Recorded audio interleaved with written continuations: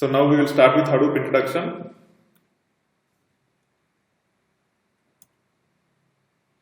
So let's go ahead with the slides. If you have any questions on this topic, unless it is a very important question, don't ping me immediately. We will talk towards the end of the session as part of the Q&A. Okay. As part of the Q&A from the next class, you can ask any question, not only on the topics which are covered for that day. So make a note of your questions and try to ask it towards the end. If it is on that particular slide and if some concept has to be clarified, then you can ping me in the chat.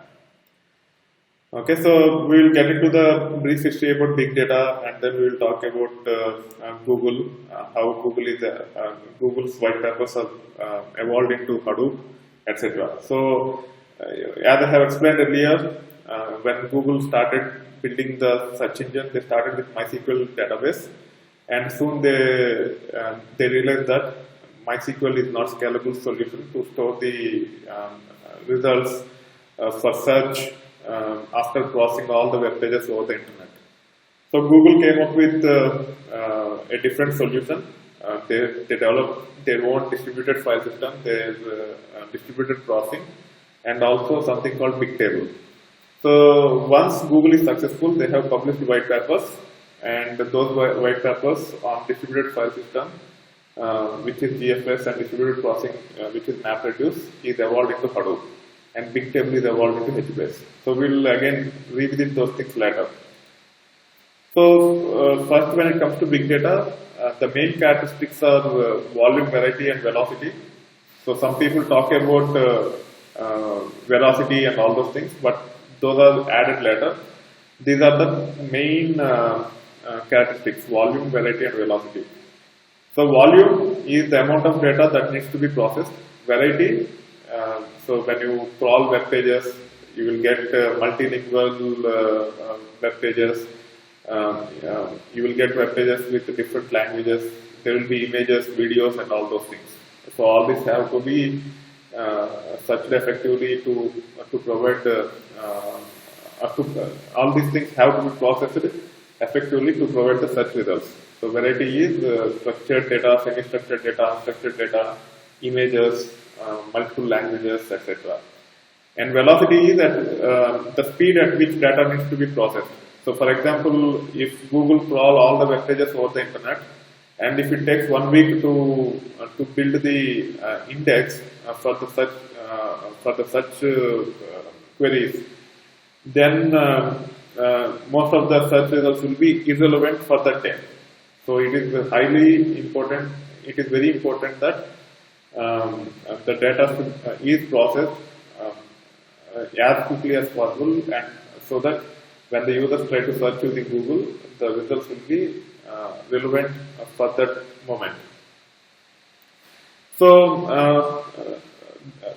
there are two types of applications which can be implemented using big data. One is batch, and the other one is operational but not transactional. So when we say batch, Hadoop with MapReduce is used to process the data. HDFS is distributed file system, and Hadoop MapReduce. Okay, I think I have to reduce my voice a little bit. Hadoop, so GFS evolved into HDFS, and MapReduce evolved into Hadoop MapReduce. And for operational but not transactional, typically we use NoSQL, and Google Bigtable has evolved into HBase. So the role of Google Bigtable is actually to save the search results in the indexed form. So that's where when you start searching in Google, you will get the suggestions, and it will go to Bigtable, because the data is indexed. They can scan the results as you type, and suggest to you. So that's where this Google Bigtable comes into picture, and Google Bigtable white paper has evolved into HBase. Okay, so Hadoop core components, we have storage, and for storage we have HDFS, And we have crossing. For crossing, we have yarn and MapReduce, yarn plus MapReduce.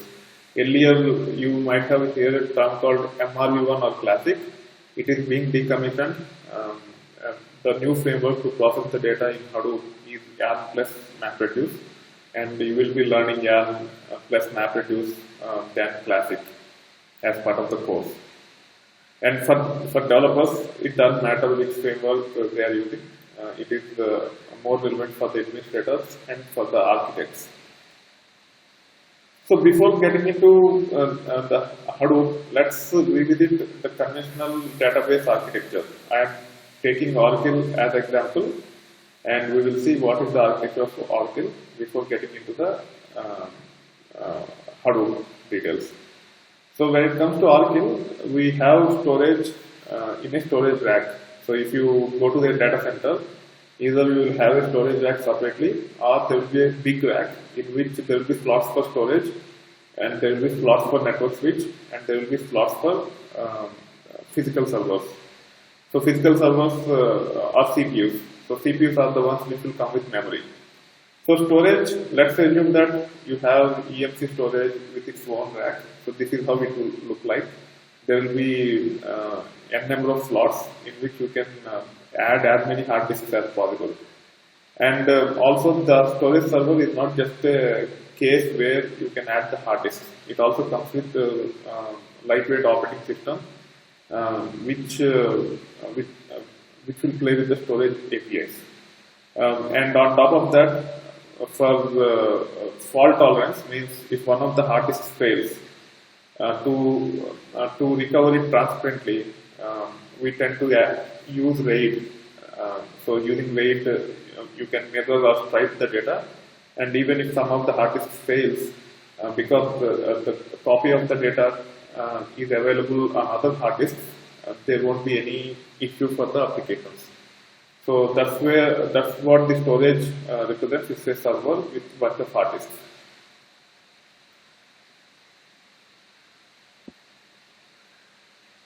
Okay, and after that, what storage admins will do is they will create logical volumes or pool of storage, and they will mount that to the external applications, whether it is database, application server, whatever it is.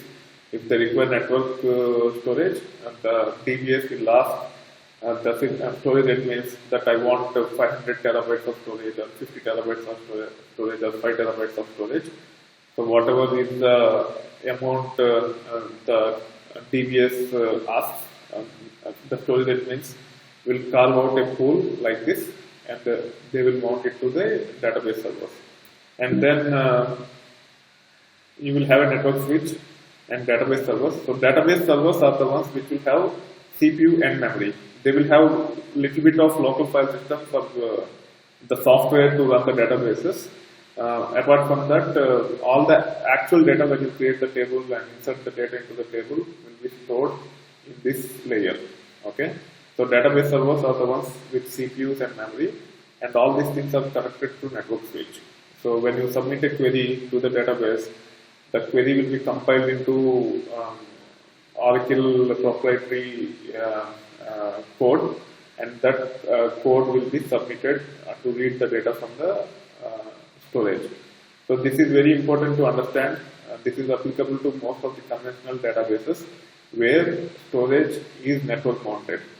Okay, so after a while, if you have to process enormous amounts of data, because each and every I/O operation has to go to the network, it cannot scale.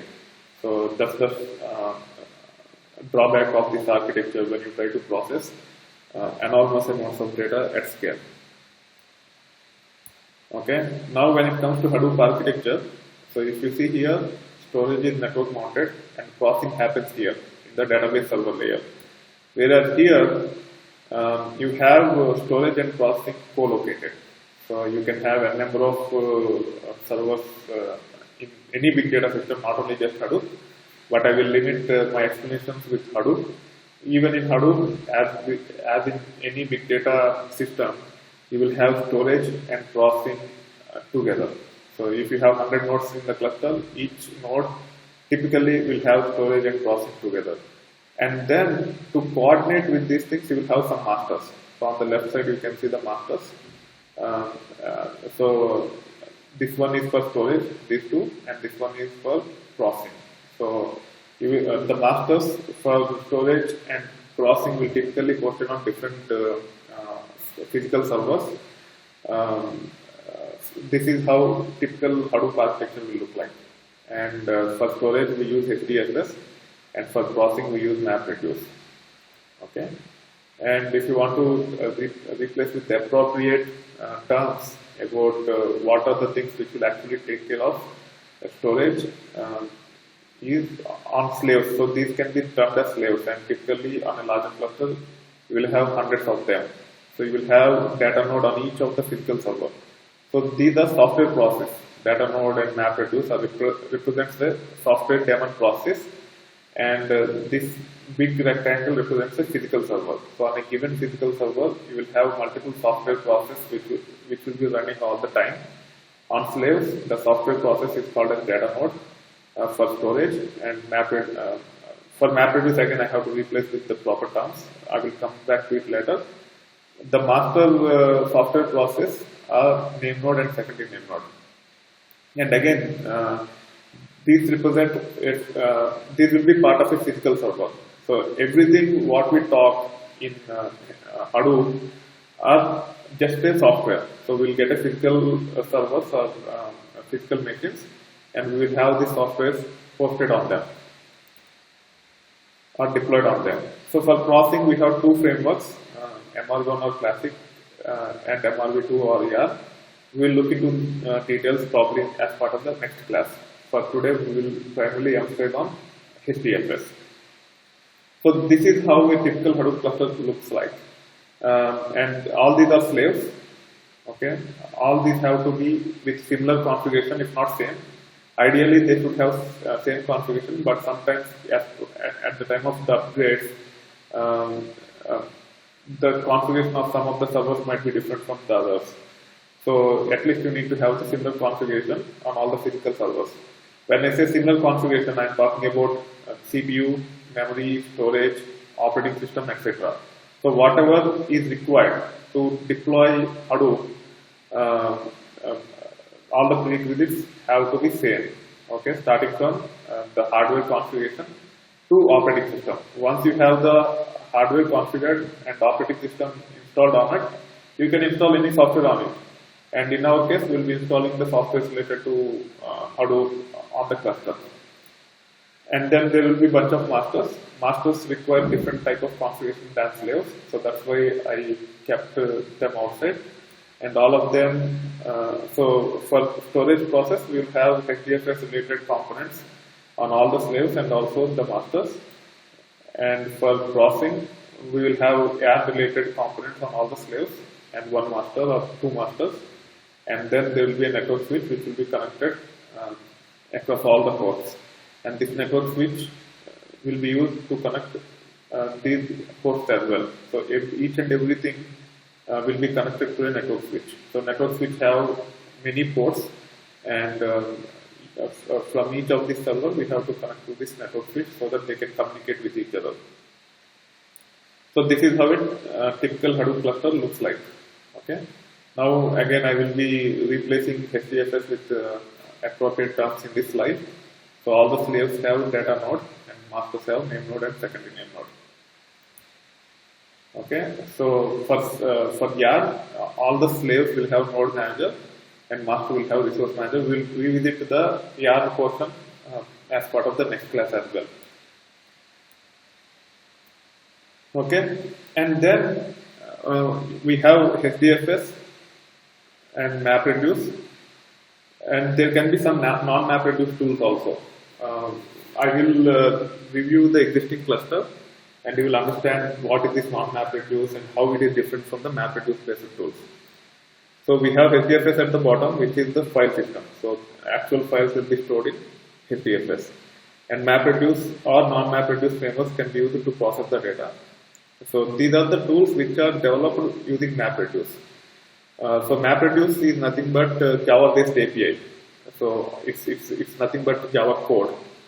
And if you start writing MapReduce programs, for example, to get the row count or to perform any functionality that is required for a SQL, including aggregation, sorting, etc., you need to write hundreds and thousands of lines of code, and it can be buggy, and most of the components are reusable. So understanding that most of the components are reusable across the industry. On top of this HDFS and MapReduce, they have developed wrapper tools such as these things. Each one of these tools will be used for different purpose. For example, Hive will be used to process the data, issuing SQL type of queries. Scoop is used to copy data from relational databases into Hadoop, like export and import. Okay, I'm just giving a brief example. We will see those details later. For now, just understand that all these tools uses MapReduce for processing the data. Okay, so they are built on top of MapReduce, and we will see that later and how they work later in detail. For now, just try to relate what are the MapReduce based tools and what are the non-MapReduce based tools. Okay. So again, I'm not getting into too many details about Oracle architecture here. If you are interested, you can go through it, because these details are not relevant for most of you guys. For Oracle guys, if they review this one, they can easily relate the difference between Oracle and Hadoop. Okay, but I will cover the Hadoop in detail. Okay, so this is I have already explained. So again, I will not get into details about that. We will actually look into Hadoop architecture in detail as we move forward. And now, before actually getting into HDFS in detail, let's understand the Hadoop distributions and Hadoop appliances. So, most of the tools such as HDFS, MapReduce, Hive, Scoop, all the tools which I have explained earlier, these ones are open source. Okay, open source in the sense they are incubated in Apache, and anyone can download and deploy it in the cluster. Now, if you actually try to understand the deployment process, each of the hosts has to have a set of binaries. They are mostly all these tools are developed using Java. So Java will be compiled into jar files, and they will be provided to you by Apache. And you have to download those jar files, and you have to deploy on each and every node in the cluster. For example, if we go back to this picture,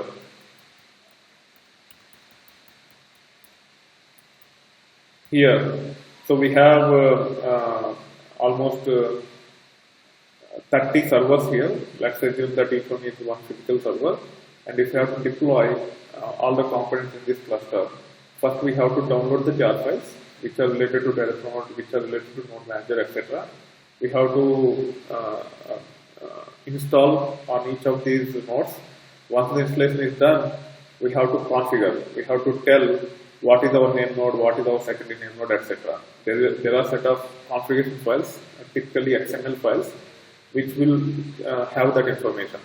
So that requires a lot of manual intervention, changing the configuration files, and then you have to make sure that those configuration files are deployed on each and every node in the cluster, which is a very tedious process. Okay, and after setting up HDFS and MapReduce, you need to also set up these ecosystem tools, Ping, Mahout, Scoop, Hive, Fluo, Mozy, etc. And each have its, architecturally, each one is different. For example, Hive requires Hadoop plus a relational database such as MySQL for storing the metadata. Again, you will understand that when we actually talk about Hive. For now, I am just telling that, I am highlighting that each of these tools follow different architectures. Hive requires a relational database on top of Hadoop. Scoop does not require that. And so you have to download Hive and Scoop onto some of the nodes, and again you have to do the configuration. It is very tedious and it is buggy. Once the installation is done, operations team or administrators team has to monitor this cluster. Okay, and if there are no monitoring tools, it will be nightmare to monitor. Okay, so just having downloading the softwares from Apache, and if you try to build the cluster and then support it, it will be a nightmare. You will not be able to deliver anything. So for that reason, what a few companies have done is they took these softwares or binaries that are incubated in Apache by open source committers, and they built wrappers on top of it. So those wrappers will actually provide easier way of installing the cluster and also monitoring the cluster. So the top distributions are Hortonworks, Cloudera, Mapper, etc. Okay, Hortonworks and all the three are very popular. Hortonworks, Cloudera, and Mapper. But out of these three, also Hortonworks and Cloudera are more popular than Mapper. But Mapper is also very good distribution. So what these tools, what these distributions will provide is they will provide additional tools to set up the clusters easily and to monitor the cluster. And then there are companies like Oracle, IBM, etc., which will actually provide the appliances. Oracle will have Oracle Big Data Appliance, which will come with hardware, software in one big server. And that runs Cloudera distribution for Hadoop. On top of Hadoop, there will be other Oracle-based tools also for their customers if they want to have the cluster and start processing the data as quickly as possible. Similarly, IBM Big Insights uses Hortonworks, and also EMC or Pivotal Hadoop distribution also uses Hortonworks. So there are many other appliances which use Hortonworks or Cloudera distributions also. So if you know Hadoop as a developer, you should be able to work in any of these distributions or any of the appliances also. So that's how you should aim for. But for cracking the job, you have to go to the job description. And if they are looking for Oracle Big Data Appliance experience, if you have knowledge or experience in Oracle Big Data Appliance, you have to highlight those things, even though it is not relevant, but the probability of shortlisting your profile will be higher if you actually work on that appliance and if you claim as part of the cover letter given along with your profile. But your actual profile should be vendor neutral.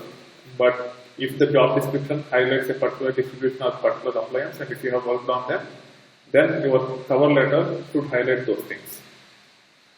Okay. And now we will actually get into HDFS. Okay.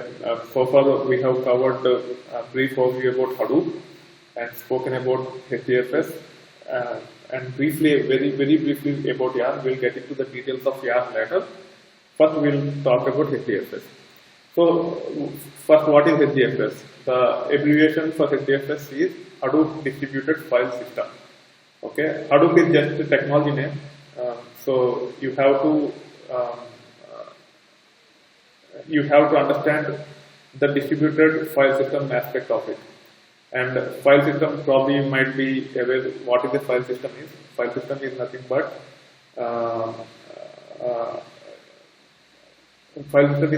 you will have files on your PC, and there will be a file system table which will actually have the pointers to where your files are.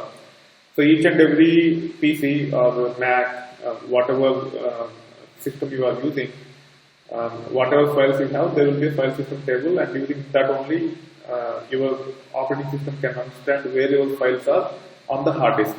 Okay. So the difference between the conventional file system and HDFS is the D, distributed. So what is distributed? Before getting into the details, I will explain what are the disadvantages of non-distributed file system. Only then you will understand the relevance of the distributed file system. Right? So what are the shortcomings of the file system? Now I am showing my laptop. I am opening the terminal.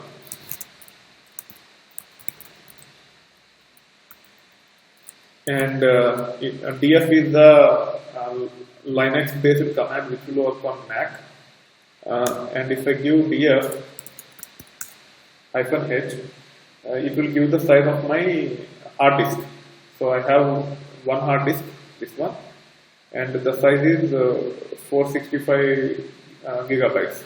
Okay, and if you think about it, I can have files at max up to 465 gigabytes. Beyond that, I cannot have. Okay, if my PC or Mac have two disks, one with 512 GB and other one with another 512 GB, even though I have 1 terabyte capacity, I will not be able to store file greater than 512 GB, because when you actually create files on typical servers or typical computers, it requires contiguous amount of empty space in the hard disk, depending upon the size of the file. For example, now I have 84 gigabytes available on my disk, but still I will not be able to copy 84 gigabytes file. The reason is that 84 gigabytes space might spread across my hard disk, because I will be adding and deleting files in my laptop over time. Over time, my hard disk will be fragmented. Unless I will be defragmented, I might not have a large chunk where I can store very large files. So these are the shortcomings of the conventional file system. One, your file cannot be larger than a given hard disk, any one of the hard disks you have in your PC. And second one is, even if you have enough capacity, your hard disk might get fragmented over time, and hence you might not be able to store larger files even when you have capacity on the hard disk. So these two are very big drawbacks. And also, so that's where the file abstraction concept comes into picture. So it is very important to understand file abstraction. File abstraction, what it will do is, it will actually, what it means is, a file can be larger than any one hard disk in your cluster. So now let's say you have a PC with 4 hard disks. If you can abstract your files with respect to hard disks, then your file can actually be larger than any one hard disk. But there will be a software between your file and those hard disks, the 4 hard disks, which will take care of the file abstraction. So it is there not only in Hadoop but in many other technologies. What Hadoop will bring is, it will achieve the file abstraction by dividing the file into blocks and distributing across the cluster. So that's what HDFS is. The D stands for distributed. So instead of directly storing the file as is into the cluster, it will actually distribute. How it will distribute, we will see. Okay. So first you need to understand what is HDFS. It's nothing but a distributed file system, which brings file abstraction onto the table, which will actually divide a large file into chunks, and those chunks will be stored physically. Okay, I will demonstrate real quick, and you will understand what it is. So I am connecting to the lab.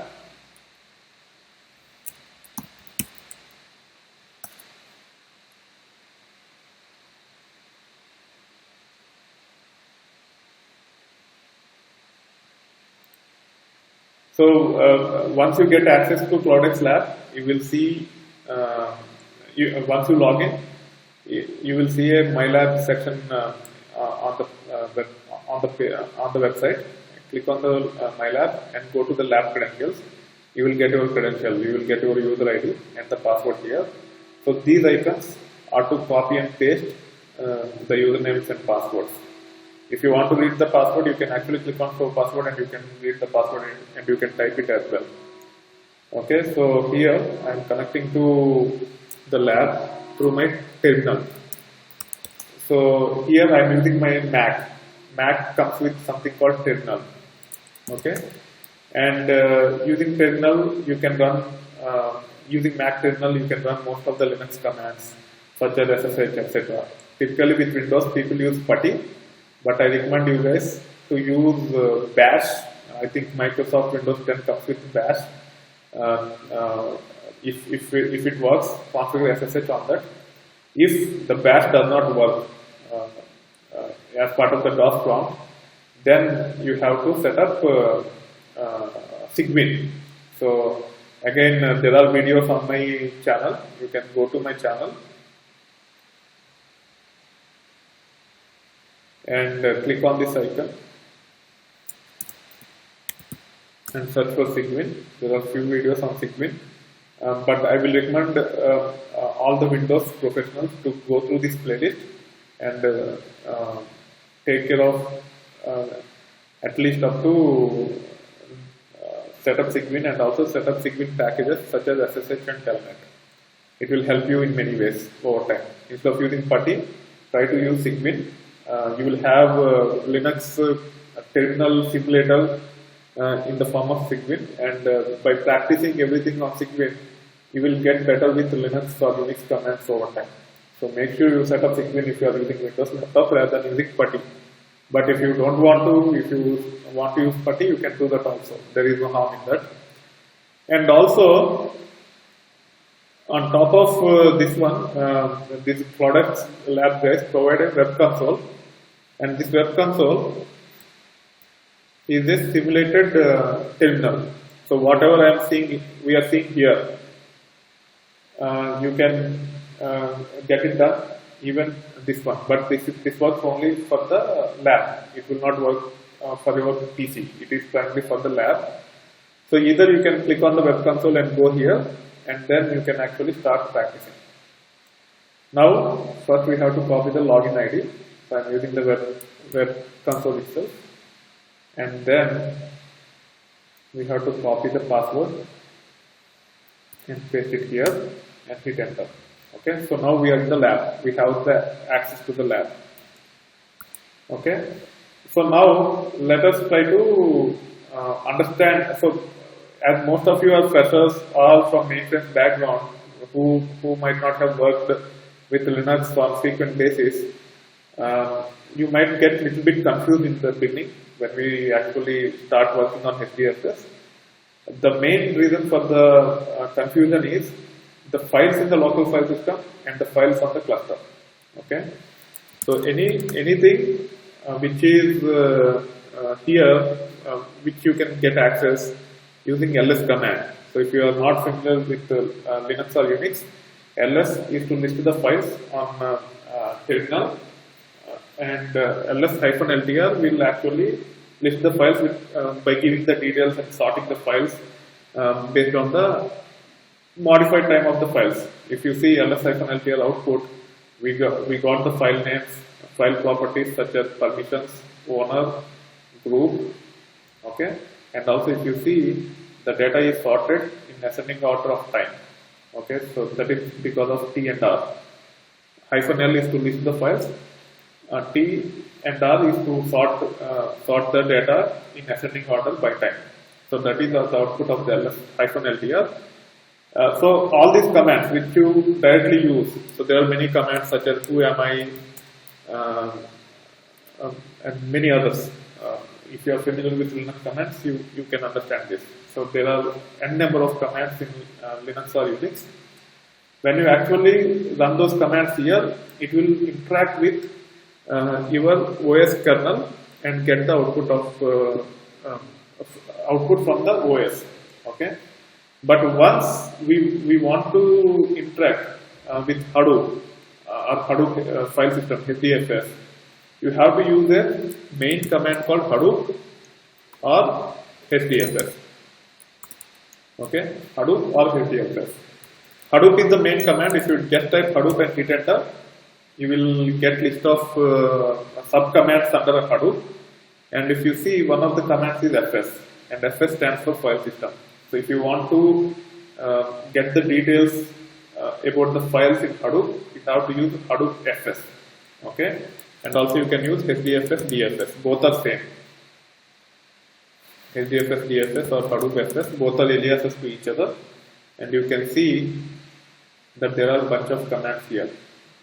Okay, and by this week you have to be familiar with most of the commands, all the HDFS commands, and I will not be covering as part of the class, but there are videos on the channel which you need to look into and get familiar with these commands. Okay. However, I will come back to that again later. For now, to interact with HDFS, you have to use Hadoop FS and then give the command to perform what you want. So, to see the details about the files in local file system, we are using ls-ltr, and all these files are on this host. So this is the host which we log into. You can also get the host name by running hostname command, and you will get the host name. So on this host, these files are there, and we started getting the details about the files using commands such as ls-ltr. And to get the list of the files in HDFS. So once we copy this file, we need to get the list of the files. So for that, we have to use Hadoop FS command, which I will show in a moment. So here I have a file called elf dataset challenge academic dataset.tgz, and let me uncompress this file, uncompress and untap. So again, this TGZ stands for tar and gzip. So this is a zipped file and a tarball. Again, if you are not from Linux background, you might have some, you might not be able to understand it clearly. But typically, when we try to save the files in enterprise world, we use something called tarballs. And if you want to zip them, we use this one. This file has some issue, so I cannot copy this. I will show some other file. So let me, yeah. So there is example directly here. You will not see these things as part of your lab when you log in. When you log in, you will be logged in with your user ID, and it will be blank. Nothing will be there here. You have to create the files first on the local file system. Then you could copy into HDFS. Okay. So to do that, what we can do is you can go to my GitHub account. Okay, GitHub /dgajraju. So this is my GitHub repository, and here there is a repository called data in GitHub, and there is a file called cards. Okay. So there are two files, deck-of-cards.txt and largedeck.txt.gz. You can use either of them and copy onto the file system. The way you can do it is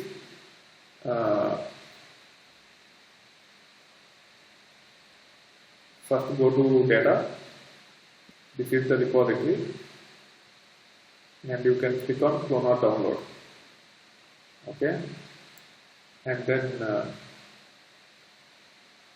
you can also do it directly on the lab also. I guess probably they might have installed Git already. Let me see. So if you see here, let me see if there is Git. Yeah, Git is there. So if you go to the repository, from the clone, there should be a command. They might provide. I think I have to go to the main page.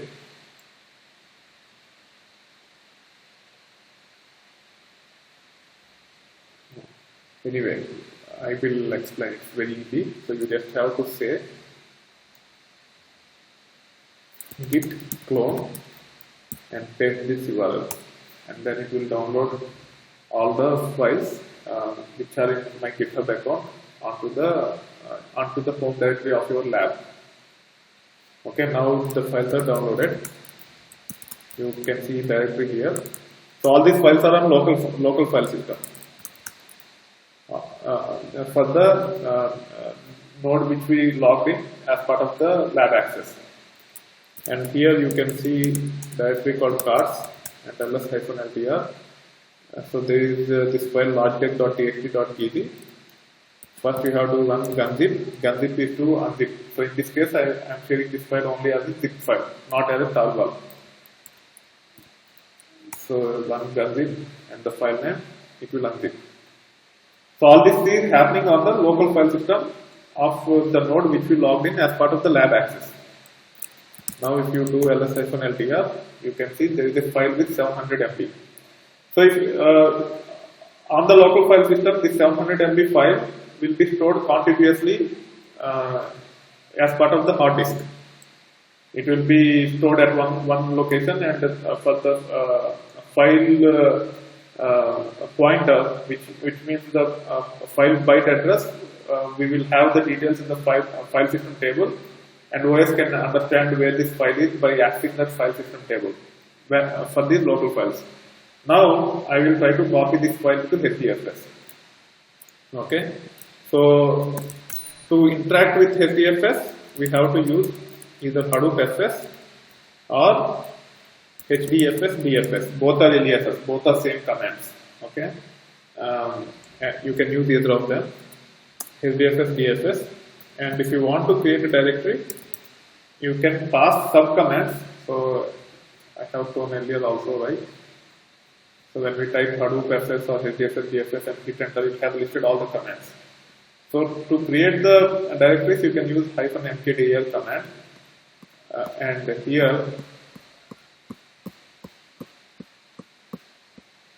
I am using HDFS DFS -mkdir, and we have to give the path in HDFS.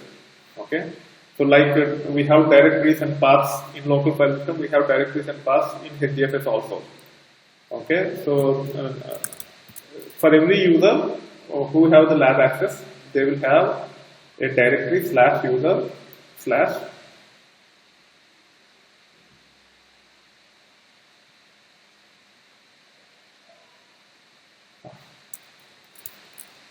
your user ID, which is training 8634 in my case. Okay, and in that I want to create a directory. This will be already there, so you don't need to create these things. /user/training 8634 will be there when you get the access to the lab. And then here I want to create a directory called cards and hit enter. So to see the files in the local file system, we have used ls-ltr command. To see the directories or files in HDFS, we have to use HDFS DFS or Hadoop FS, both are same, -ls user training 8634 and hit enter. So as of now, these many files are there. I have created earlier, but if you see the date and time for this cards directory, this is just created. Okay, so it is 132.35 here, and it is created one minute back. And then you can see the owner of the file and group of the file, and these are the file permissions. So you need to understand all these things, what these file permissions are, what is the owner, what is the group, and how it will impact on adding the files or deleting the files from HDFS. You will only be able to understand once you go through all the commands which are coming when we run this HDFS DFS or Hadoop FS. Okay, so you have to practice all these things, then only we will understand. Okay, and already there are videos, I will give the details later. So now we have user training 8634. We have cards directory in user training 8634, which is empty because we just created the directory. We didn't copy anything yet. Now we will copy a file, Hadoop FS or HDFS DFS. You can use the command of your choice. And then to copy the file from local file system to HDFS, you can use one of the two commands, copy from local. So as it suggests, we are trying to copy files from local. Okay, if you type the command and hit enter, it will give the usage. What is the usage? And the other options we have -f, -p, -l. These are all optional parameters for this command. And then you have the source and destination.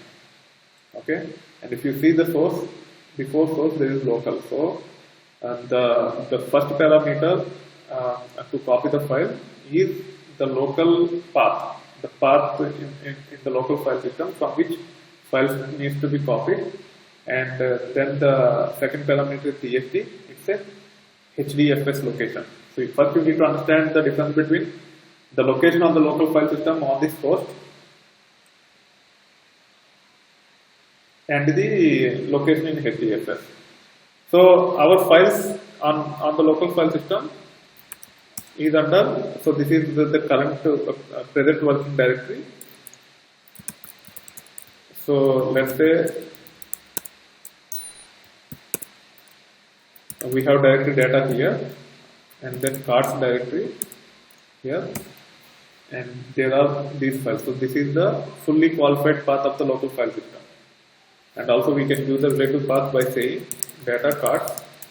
So this is called relative path. From the present working directory, we are actually searching if there is data directory in it, and then cards subdirectory, and then what are the files in it by using this command. So this is called as relative path, and this is called as fully qualified or absolute path. Okay, so we can use either of them. We can use the relative path or fully qualified path to copy the files. So Hadoop FS copy from local. So we have to give the local path. So I will be giving the fully qualified path for this file, because when you actually develop programs using these commands, again you might have to develop reliable applications. So for that purpose, you have to use fully qualified paths only. So make a habit of using fully qualified paths even at the time of practicing. That way you will have lesser surprises when you actually start implementing the projects. And then user, now I am giving the fully qualified path of HDFS 8634 and cards. So this is the location which I want to copy into.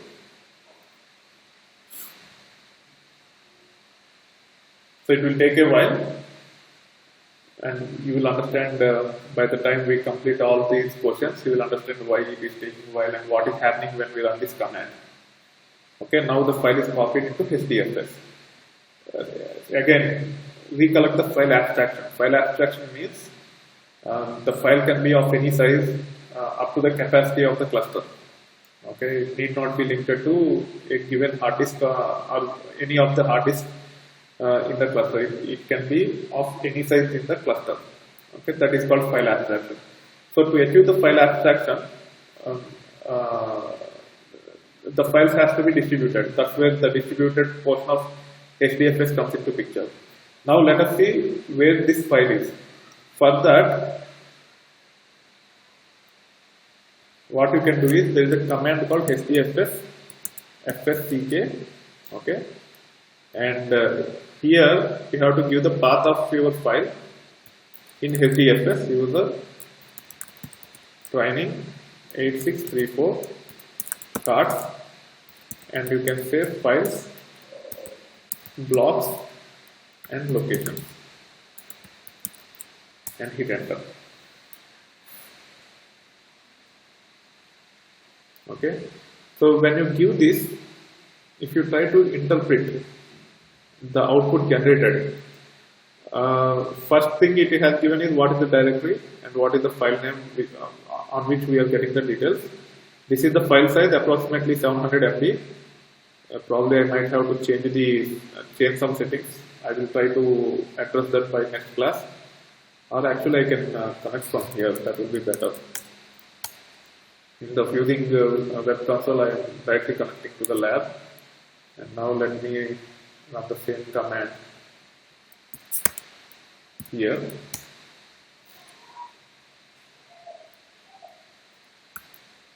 Okay, and now if you try to interpret the output, this is the size of the file, and if you see, there is something called 6 blocks. Okay, what is these 6 blocks? The file size is approximately 700 MB. So what we saying is, this 700 MB file is actually divided into 6 blocks, and these 6 blocks will have IDs, and these are the IDs. So now it is actually giving the details of each of the block. If you see, there are 6 entries here, 0, 1 through 5. Okay, so there are 6 entries and each entry gives the detail of each of the block. So this is one block, this is another block, this is some other block, etc. Okay, and then after the block ID, this is the size of the block. It is 128 MB and REPL equal to 3 is replication factor, which we will talk later. For now, just understand that each block have got the block ID and the length of it, and then it has the details about data node info with storage. So it will actually tell where our data is in our cluster. For that, because the replication factor equal to 3, there are 3 entries like that: data node info with storage, data node info with storage, and data node info with storage. And if you see here, these are nothing but IP addresses of the hosts in our Hadoop cluster. Okay, so we have 3 different IP addresses here. So this block is copied in 3 nodes in the cluster because of replication equal to 3. Anyway, we will understand again later. But main thing you need to understand is HDFS stands for Hadoop Distributed File System, and it achieves file abstraction by dividing files into blocks. In this case, 700 MB file is divided into 6 blocks. 5 of the blocks is 128 MB. That is called as block size, and the last one is the leftover. So 128 MB into 5 is approximately 640 MB, and whatever the remaining is will go to the last block. So this is how the data will be distributed, and physically the file will be stored as blocks on the data house. Okay, so that's what HDFS is. What is HDFS? HDFS is a Hadoop distributed file system which achieves file abstraction by dividing files into blocks and distributing onto multiple nodes in the cluster. So someone is asking a question.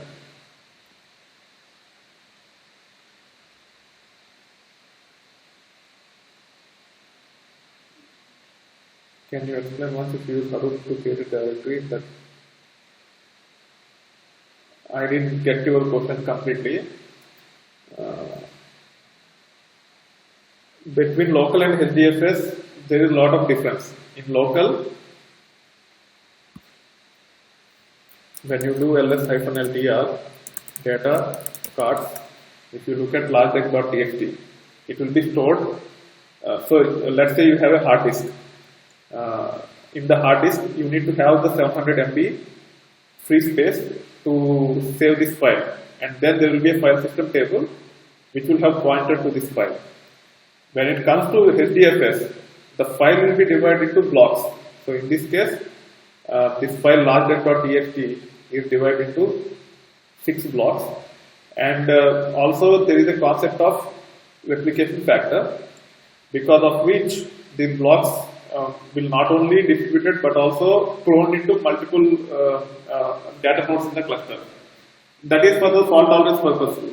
We will come back to it later. But for now, remember that HDFS is primarily to divide the files into blocks and distribute across multiple nodes in the cluster. Don't worry if you don't understand completely. By the time we complete all these things, everything will be clear. So the next question is, what are HDFS demos? So if we go back to the earlier slide, here I have told data node and name node, right? So let me do one thing. Let me start my cluster where I have complete access instead of just using lab. That way you will understand it a bit better. FSCK is file system check. So it will give the details about your files in HDFS by running HDFS FSCK command. There are other alternatives also to actually get these details, and I will show them probably as part of the next class. No, I will review that. So if you go to the lab, there is Ambari. You can click on the Ambari. You will have access to Ambari. And here also you have to give the same details, username and password from the My lab credentials section.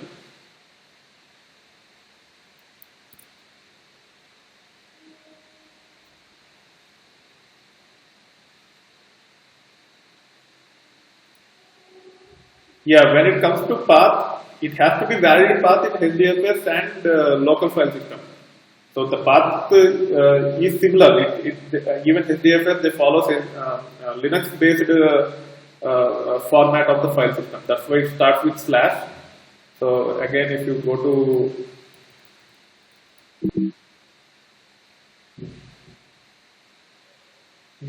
this Hadoop FS copy from local command.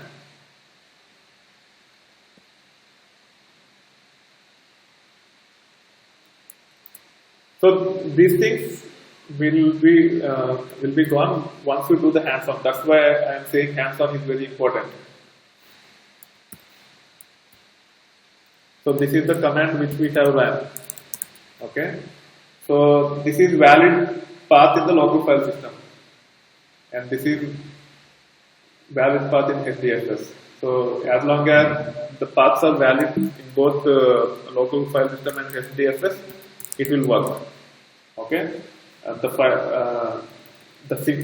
syntax of the paths in HDFS is mimicked from local Linux. So as we are dealing from Linux, you will feel a little bit confusing. This path is in the local file system. You can actually access easily, but this one is from HDFS, and you can only access this one using Hadoop FS command. Without Hadoop FS, you cannot access this /user/training cards path.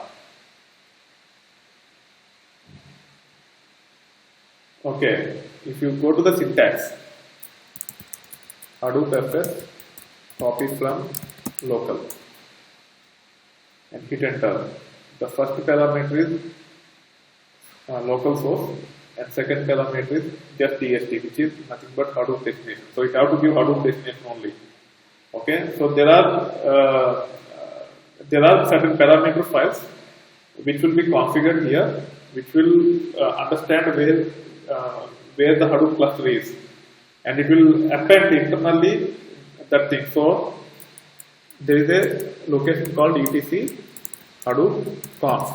Okay, and in this location there are a bunch of parameter files. One of the parameter files is coresite.xml. And if you go to the coresite.xml, whatever is specified in FS default FS, so this will be appended automatically. So copy,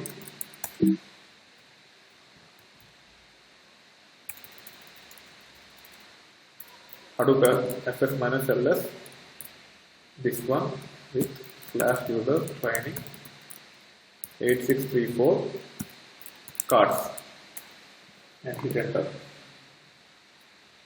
Okay, you can get the details that there is a file called logic.txt here. Even if you don't have it here, okay, it will Hadoop FS command is supported by Java code, and that Java code is smart enough to go to the coresite.xml, get the parameter fs.defaultfs, which gives this IP address and port number of HDFS, and it will concatenate before the path which is meant for HDFS, and from there it will actually get the data. Okay, so that's the thing, and also let me review Ambari now. Okay, so if you click on ports, what is the question he has asked? Does our cluster resides on our local machine itself?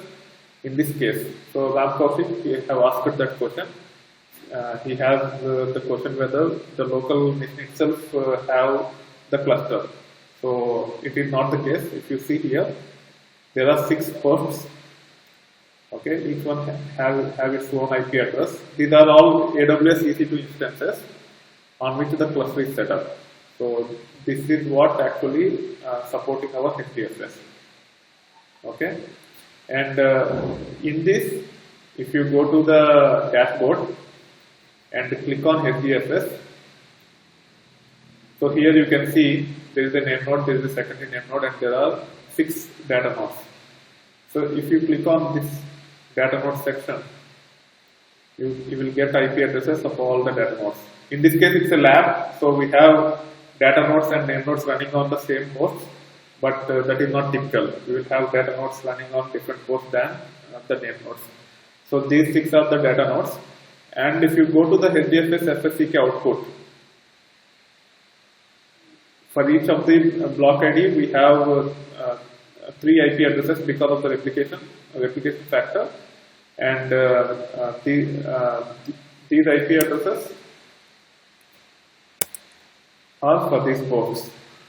Okay, so I will come back to this later, but to answer your question, no, our cluster is not supported by local file system. We have a proper cluster available for you as part of the lab. Okay, so far we have answered the first question, what is HDFS? HDFS is nothing but a distributed file system which will take care of file abstraction by dividing the file into blocks and by storing those blocks onto multiple data nodes in the cluster. Okay, so that is what HDFS is. And the next question is, what are HDFS daemons? So as I have explained in this slide, so on each of the slaves we will have a daemon process called data node.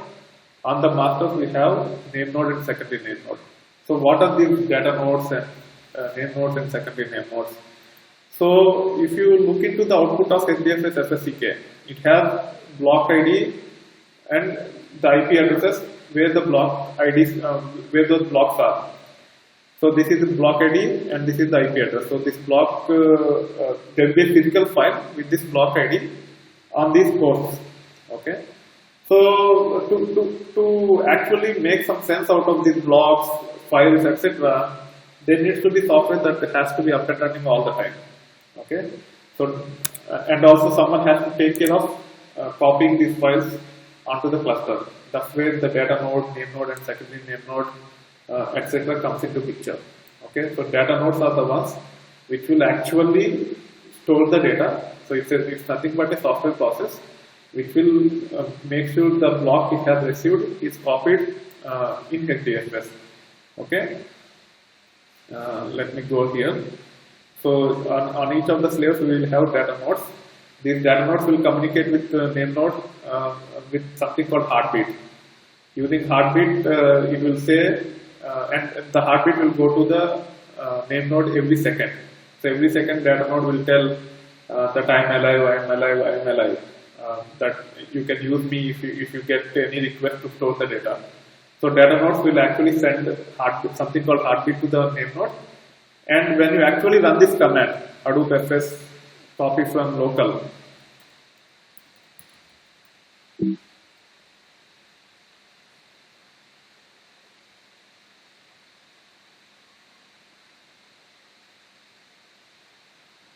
is the command.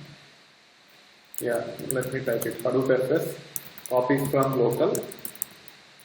So these things can be submitted either from any node in the cluster or something called gateway. I will explain what is a gateway later. So gateway is nothing but a client where it will have the details about the cluster, but not any of these daemon process such as name nodes, secondary name nodes, and the data nodes. So from the client or from any node in the cluster, we can run this command as part of the lab. You will get access only to this host, and from this host you can run Hadoop FS -copy from local to copy any file into HDFS, right? So this is called as client. When the client issues this command, the request will first go to the name node, and name node will, because of the heartbeat data nodes are sending, name node knows how the data is, how much load is there on the data nodes. So depending upon the load on the data nodes, it will decide on which nodes the data needs to be copied. So name node will tell the client, okay, data node A, data node B, data node C are the ones where you can copy the data, and then client will actually start copying the data to those to the data nodes. So data nodes, client will actually, what client will do is client will divide the file to blocks, because the file is being divided to blocks, and the client itself will divide the file to blocks, and those blocks will be handed over to the data nodes, which name node tell to use, and then data nodes will actually store the blocks. So data nodes are the ones which will actually hold the data. Okay, and name node is the one which will coordinate distribution of the data, and also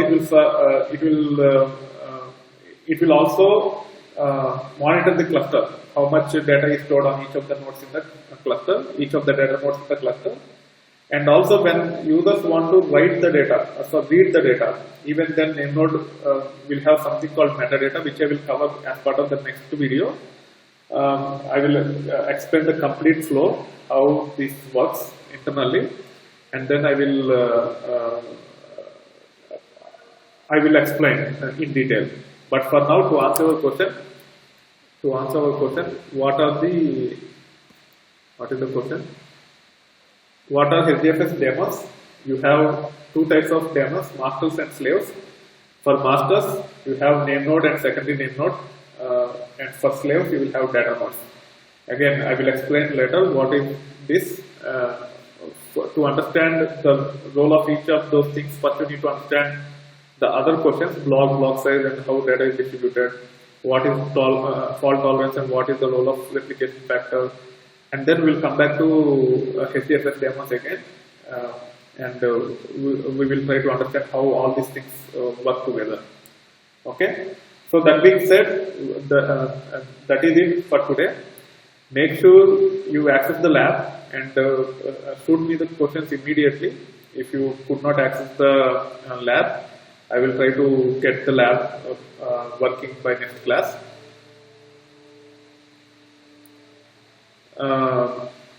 Is there any automated defragmentation process on data node? So means defragmentation will not be that relevant here, because if you understand this, there is something called block size.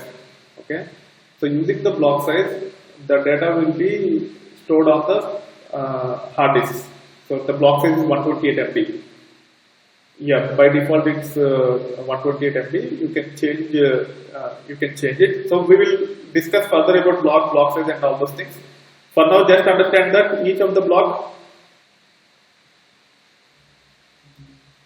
Yeah. So for now, just understand that. Sure. Let me answer this question. The question is there any automated defragmentation process on data node? Nagendra have asked me that question. So let me answer that question. The answer is, it is not necessary for the automated defragmentation process. The reason is, by default block size is 128 MB. For now, let's assume that all the files are copied with 128 MB block size. So irrespective of the size of the file, most of the blocks will be of size 128 MB, right? So even if you delete a file from HDFS, these blocks will be deleted eventually from the data nodes. So the fragmentation, even if it happens, it will happen mostly at 128 MB chunks. And over time, it is not a major issue at all. Even if there is a fragmentation of the last blocks, that will be taken care, because at regular intervals there is a component called balancer, which will balance out the cluster. So if it is required to get some of the capacity from few of the data nodes, it will take care automatically. So first of all, defragmentation is not a major concern here. Even if it happens, it will be taken care automatically. Okay. So again, with respect to lab, for all the guys who will be paying, for all the non-students, I have already submitted the request to the Cloudx lab. for most of them who actually filled the registration form before yesterday, before first half of yesterday, India time, and those guys will most likely get the access today. You guys will get an email. You guys can actually get an email. Will get an email and go through that and follow the instructions and try to test it. If it does not work, shoot me an email immediately. Okay. For others, also I will follow up with them and make sure you guys get access.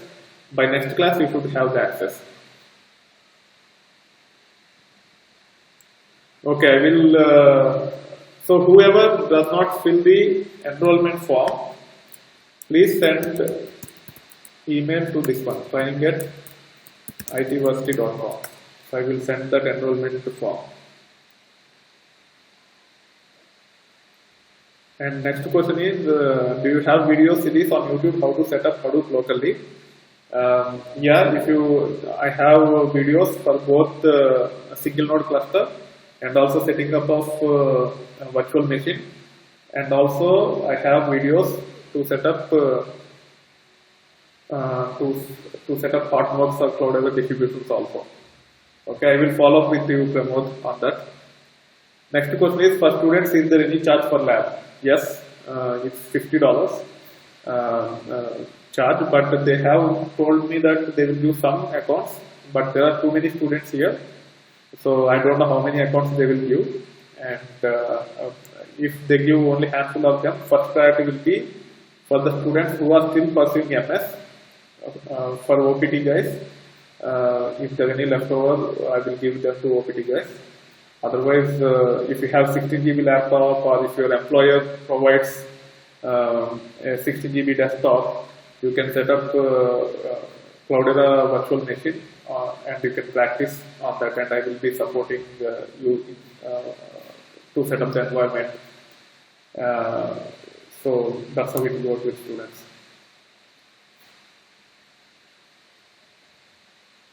Amazon does not provide any lab for free. You have to pay. The T2.micro instances, which are free of cost, will not work for setting up Hadoop. One more thing is, Microsoft Azure have I think $200 credit for a month. So probably you can use Microsoft Azure and you can deploy Hortonworks on that. I have some videos on my channel. I will send the details to you. Send me an email about your questions and I will get back to you. Yeah, 8 GB RAM will not work. You have to have 16 GB. There is a workaround to start with 8 GB also. So one of the guys is asking questions. I am having issues in setting up Cloudera with 8 GB RAM in Windows 10. So the answer is yes, 8 GB is not good enough. It has to be 16 GB. There is a workaround, but that workaround works only with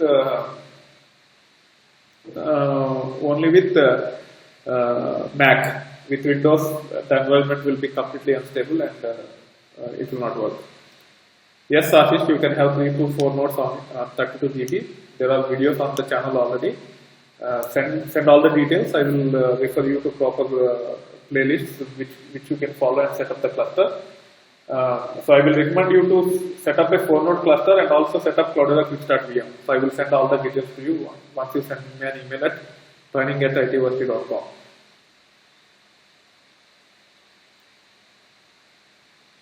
I will follow up with you, Shanky.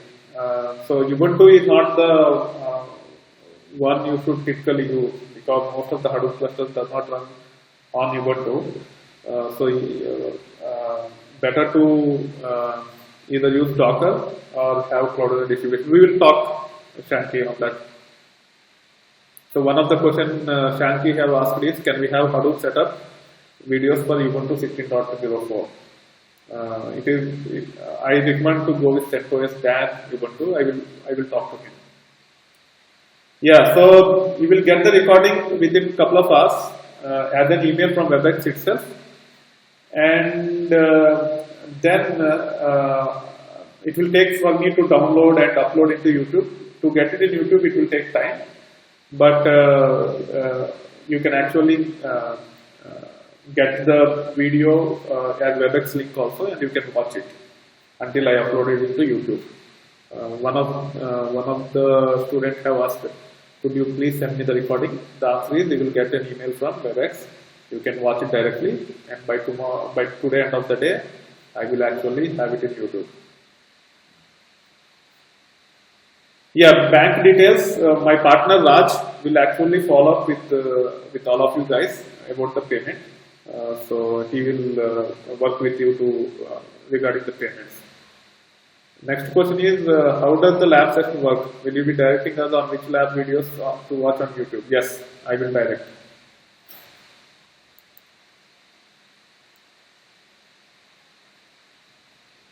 Okay, so one more question, then we will wrap up for today. Any question? I hope I didn't miss anyone. Will you be providing this class lab? Yes, I will. Sorry, this class PPT. What I will do is I will give access to Google Docs, because these PPTs might change over time. So I will provide Google access to Google Docs probably by tomorrow, and you will be able to access all the PPTs.